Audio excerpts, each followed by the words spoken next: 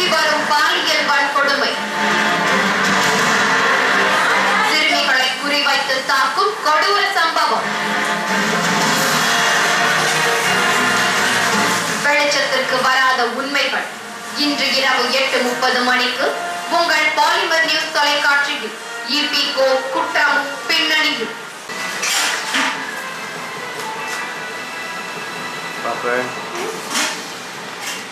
வணக்கம்.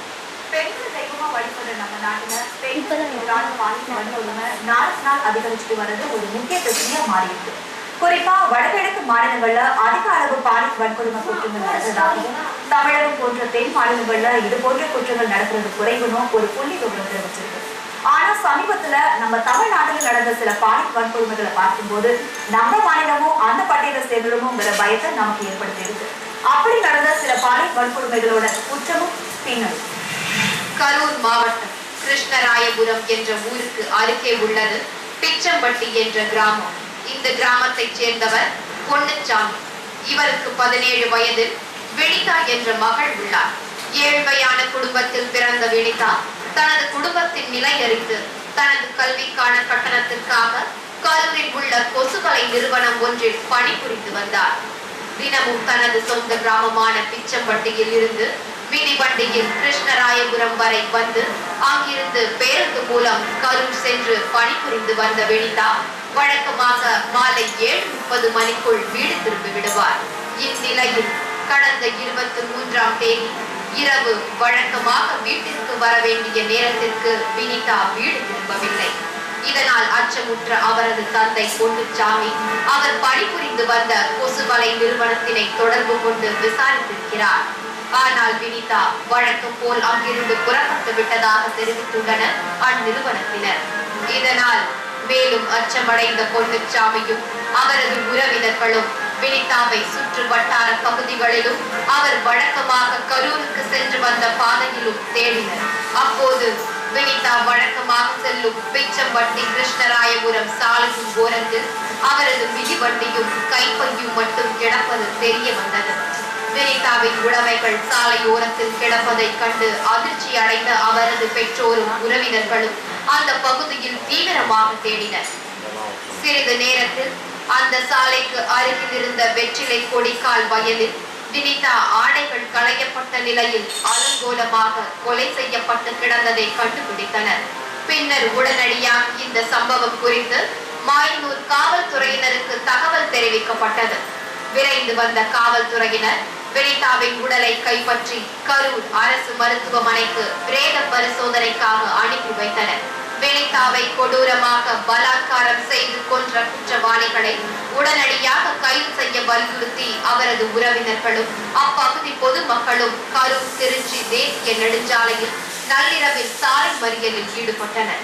காவல்துறை உயர் அதிகாரிகள் குற்றவாளிகள் விரைவில் கைது செய்யப்படுவார்கள் என உறுதியளித்ததன் பேரில் சாலை மறியல் போராட்டம் அதிகாலை 2 மணி அளவில் கைவிடப்பட்டது.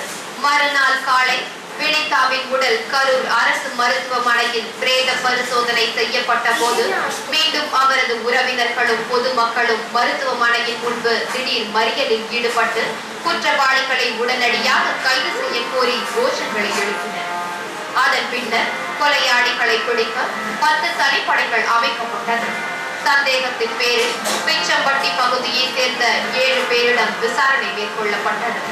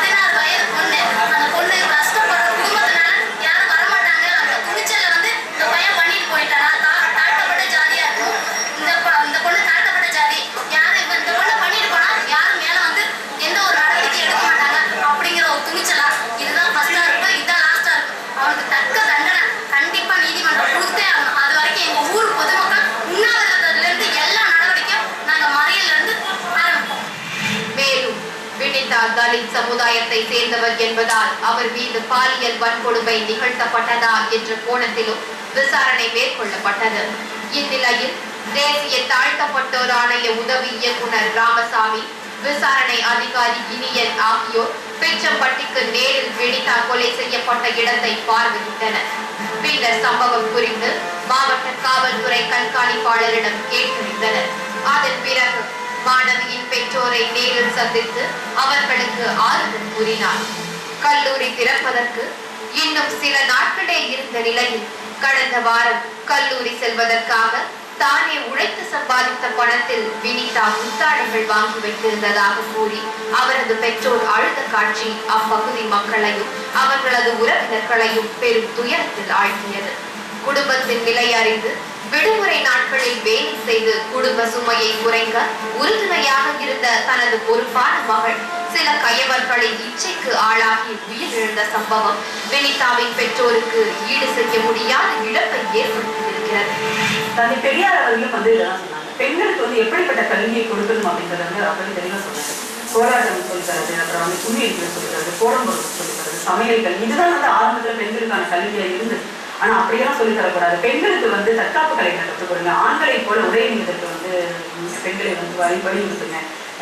நீண்ட முடியை வளர்க்கறதை விட்டுட்டு பெண்கள் கிராஃப்ட் எடுக்க சொல்லுங்க. ஆண்களுக்கும் பெண்களுக்கும் வித்தியாசம் இல்லாம அவங்க வளர்க்கணும்னு சொல்லிட்டு அன்னைக்கு தந்தை பெரியார் அவர்கள் சொன்னாங்க. அது எந்த அளவுக்கு 100% உண்மை அப்படின்றத இப்ப நம்ம அனுபவ ரீதியாக நம்ம உணர்ந்துட்டு இருக்கோம். ஏன்னா இந்த வேறுபாடுகள் இல்லாமல் வளர்க்கப்படும் போதுதான் ஒரு சமூகம் ஆரோக்கியமான சமூகமாக நமக்கு உருவாகும். அதனால அடித்தளத்திலிருந்து நம்ம என்ன பண்ணணும் அப்படின்னா இந்த மாதிரியான விஷயங்களை தான் நம்ம கொண்டு வர வேண்டியது இருக்கு. ஏன்னா உலக நாடுகள் அளவுல G20 நாடுகளில் இந்தியா தான் பெண்கள் வாழ்வதற்கு தகுதியற்ற நாடு அப்படின்னு தி கார்டியன் என்ற ஒரு பத்திரிகையுடைய கருத்து கணிப்பு சொல்லு. எவ்வளவு கேவலமான விஷயம். கேட்டா இந்திய கலாச்சாரம் அவ்வளவு பெருசுன்றாங்க, பாரத பண்பாடுன்றாங்க.